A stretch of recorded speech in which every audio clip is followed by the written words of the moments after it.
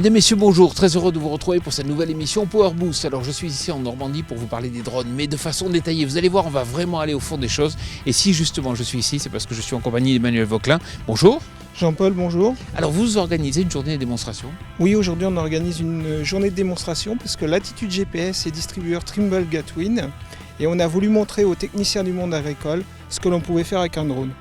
Effectivement, on va vous montrer tous les détails de ce vol de drone, mais sans plus tarder, je vous invite à retrouver le sommaire de cette nouvelle émission Power Boost. Ok, c'est à moi de jouer, vous l'avez compris, cet épisode de Power Boost est très axé sur les drones. Nous allons voir en détail la dernière offre de Trimble et le champ immense de possibilités qu'elle ouvre. Quoi ? Pardon ? Ah, et les tracteurs, on n'en parle pas dans ce numéro. Mais non, je vous fais encore marcher. La série 8 de Massey Ferguson s'invite dans l'émission. Elle est accompagnée de la prochaine bête de chez Valtra et on passe même en revue le nouveau pulvérisateur de Lemken. En fait, je vous ai dit qu'on avait des news sur le prochain Tractor of the Year. Et bien maintenant vous savez. Par contre, à la fin de l'émission, faites attention à vous, on pourrait croiser une question qui tue. Bon, je vous sers les news ? Ok, top départ. Lemken propose un système de jalonnage commandé par GPS. Le Tramline Control fonctionne sur le terminal Isobus CCI 200, mais est aussi compatible avec d'autres terminaux Isobus. Une fois le premier passage effectué, ce système de jalonnement par GPS permet au conducteur de semer la parcelle avec une grande précision. Les 23 et 24 mai prochains, au jardin du Trocadéro, se tiendra la seconde édition de Nuit Verte sur le thème de la biodiversité avec plus de 100 000 visiteurs attendus et 1000 agriculteurs. Vous pourrez d'ailleurs nous retrouver en direct de cet événement ou encore assister à un concert gratuit d'Eric et Ramsey, Cut Killer ou encore Synapson. Dévoilé en novembre dernier lors du dernier salon Agritechnica à Hanovre, les nouveaux tracteurs 8700 de Massey Ferguson devraient commencer à être fabriqués sur les chaînes de montage de l'usine de Beauvais durant ce mois de mai 2014. Les premières livraisons devraient intervenir dès juin et les premiers clients livrés seront français, allemands et danois. Après vous avoir présenté le drone d'Erinov, nous vous présentons cette semaine l'X100 de Getwing qui désormais fait partie de l'offre Trimble. Il est autorisé en France par la DGAC depuis le mois d'octobre 2012 et convient bien pour des applications agricoles. Hervé Wisozinski, bonjour. Bonjour. Alors vous êtes responsable technique pour D3E électronique. Alors vous, c'est vrai que vous avez une logique un peu différente des autres puisque vous avez une rampe de lancement, une catapulte. Pourquoi ?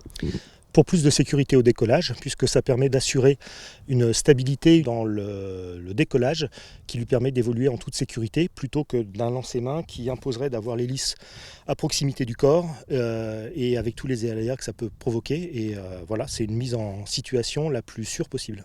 Avec son poids, capteur et batterie inclus de moins de 2 kg, il peut voler à une hauteur de moins de 150 mètres et dans un rayon inférieur à 1 km autour du télépilote.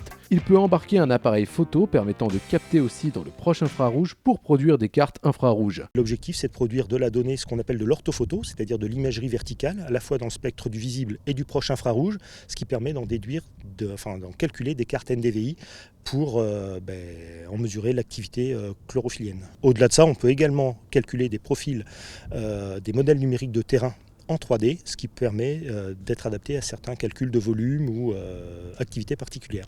À votre avis, comment ça va évoluer dans 5 ou 10 ans ? Est-ce qu'on va avoir des gens qui vont mettre en œuvre des drones, qui vont être des prestataires de services, d'autres qui vont apporter la valeur ajoutée dans l'analyse ? Comment va évoluer le paysage comme ça de l'acquisition et du traitement de l'image ? Alors c'est difficile à dire parce qu'on est au tout début en fait de cette phase-là. Les outils sont déjà assez matures. Ils sont pour l'instant réservés à des spécialistes parce que c'est pas le tout de produire une carte d'activité chlorophyllienne. Encore faut-il l'analyser, en tirer la valeur ajoutée. C'est pas à la portée du premier venu. Il demeure une certaine technicité à la fois pour le drone et j'insisterai sur l'aspect sécuritaire et réglementaire parce que la partie mise en œuvre elle-même est relativement simple et assimilable.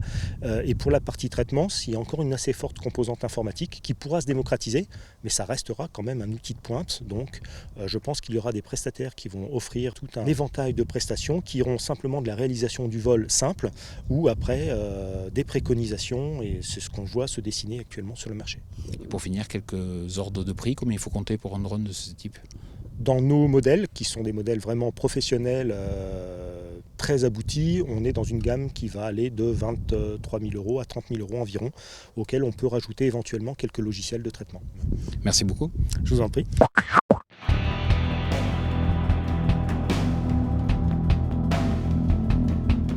Dévoilé lors du dernier salon Agritechnica, la 4e génération de série S de Valtra accueille son vaisseau amiral, le superbe S374.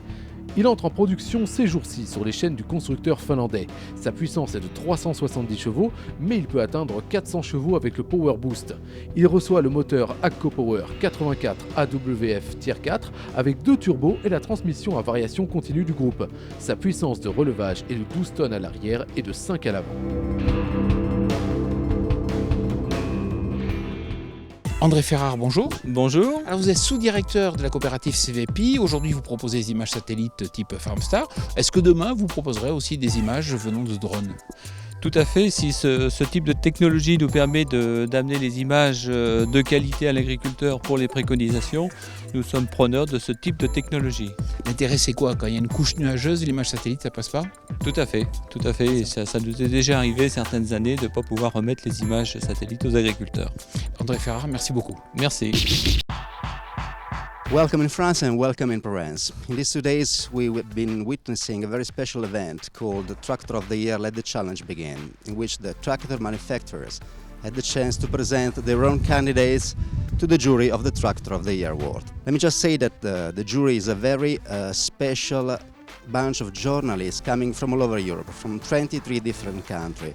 One jury member from each country representing a very different editorial project from each other. So we got any kind of media, such as paper magazines, agricultural TV shows, websites, social networks, and so on. The Tractor of the Year award was born in 1998. Let me just say that in all these years, the jury had the chance to test on field 102 tractors for the category Tractor of the Year and 75 tractors for the category Best Specialized. That means that the jury has one of the most unique experience and skills in testing the tractors and deciding for the finalists and afterwards to declare the winners.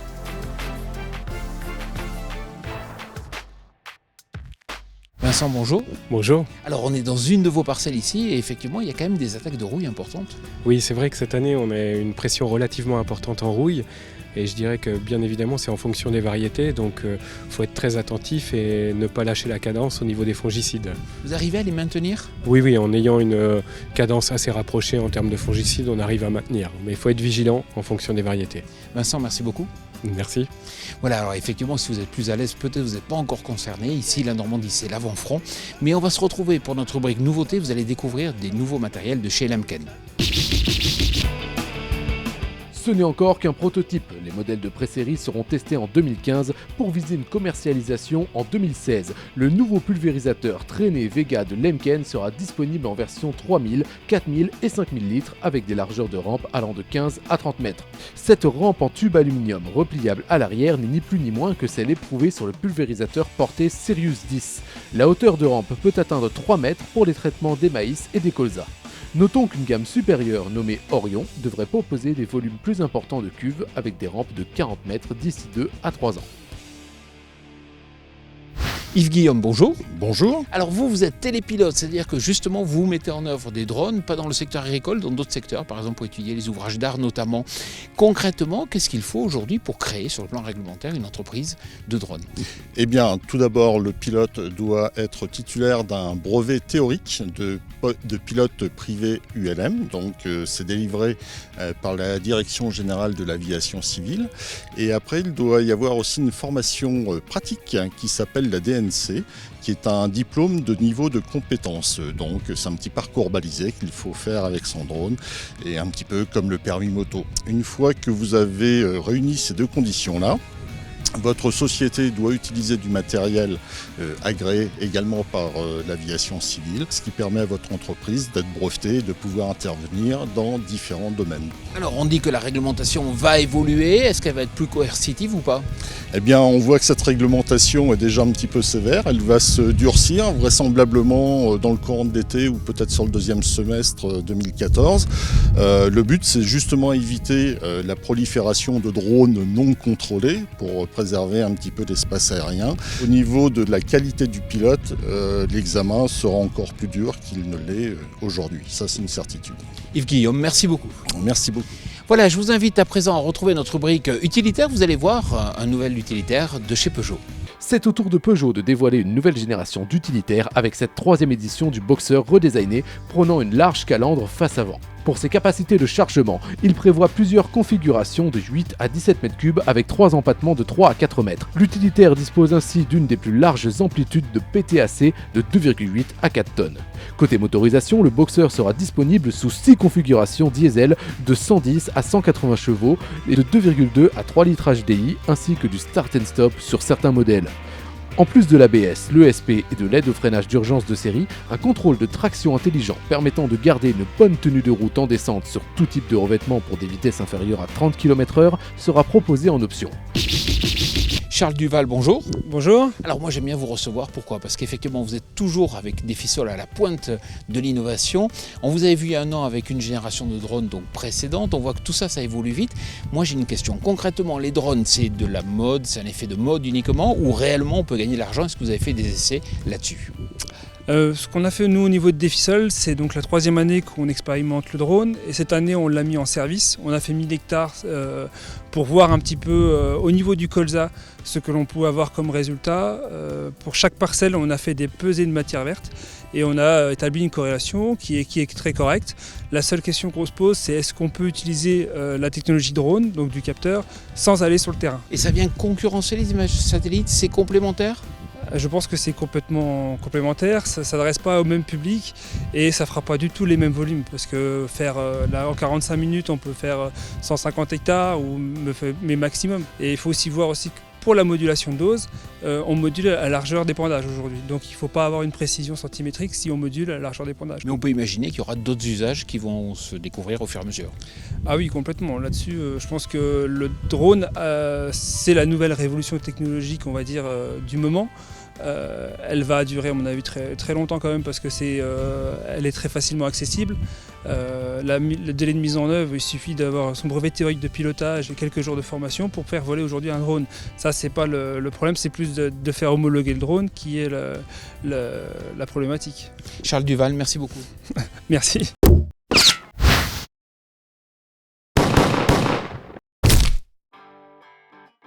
Au niveau des constructeurs des machines et des tracteurs, j'ai le sentiment qu'on va dans le même sens. Tant qu'au niveau politique et au niveau de réglementation, il y a des différences sur, par exemple, au niveau du vitesse maximum.